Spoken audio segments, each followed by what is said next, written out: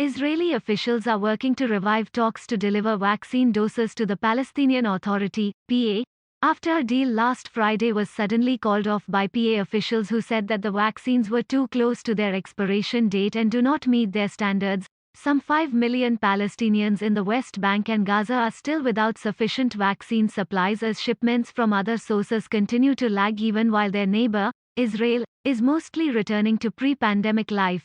The announcement and abrupt cancellation of the deal has given rise to conspiracy theories and further damaged the low standing of the Palestinian Authority among its people.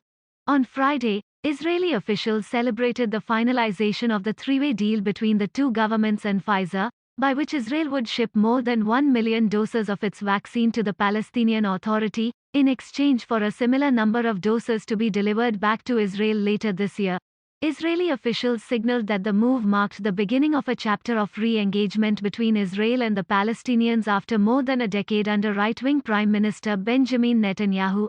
Israeli Health Minister Nitzan Horowitz tweeted on Friday that the vaccine exchange is in the interest of all parties, and that he hoped it would promote cooperation between Israel and her Palestinian neighbors. Corona does not recognize borders or differentiate between peoples, he added.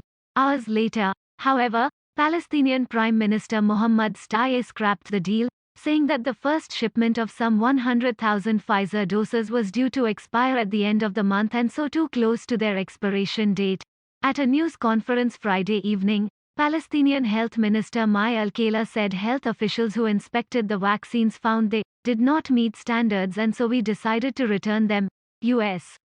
Triples vaccine doses for Taiwan hardline judge wins Iran election with landslide. Apple Daily editor, CEO denied bail in Hong Kong. The UN calls for halt of weapons to Myanmar. Endangered black caiman under threat in Bolivia. Argentines rally for wage relief amid COVID crisis. Biden urges vaccinations ahead of July 4. Target no spectators at Olympics. Least risky. Experts. Kremlin blames nihilism as Moscow cases surge. Lebanese investors choose beer over banks. Would you rehab long COVID in the posh Alps?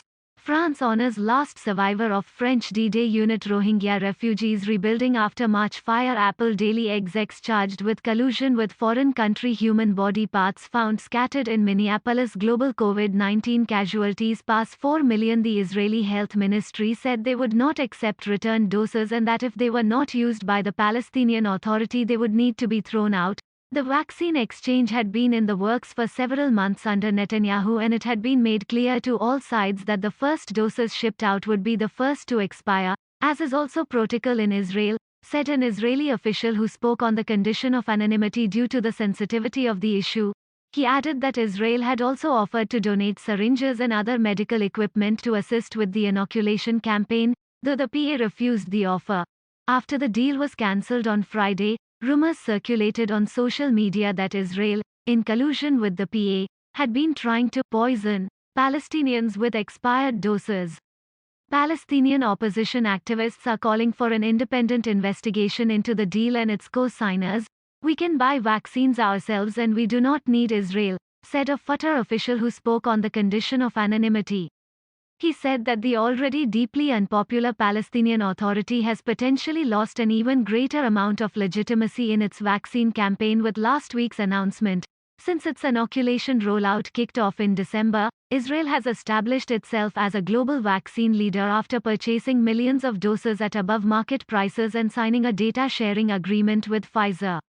On June 15, the Israeli government ended the mask mandate for most indoor spaces, citing health experts who had concluded that Israel has reached a version of herd immunity.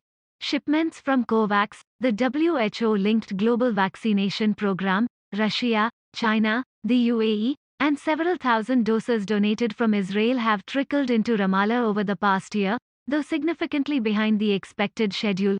Killa, the health minister, said on Saturday that 106 new cases, one death in the West Bank and one death in Gaza had been recorded since Friday.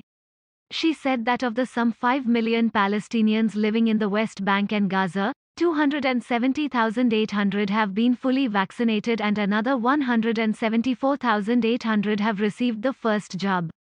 That number includes around 100,000 Palestinian day laborers who were inoculated by the Israeli army in March.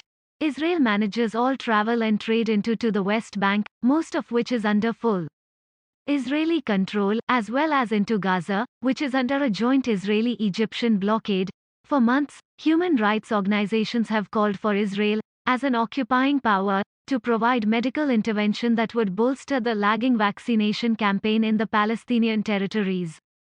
But Netanyahu repeatedly asserted that the Palestinian Authority was responsible for public health under the terms of the Oslo Accords.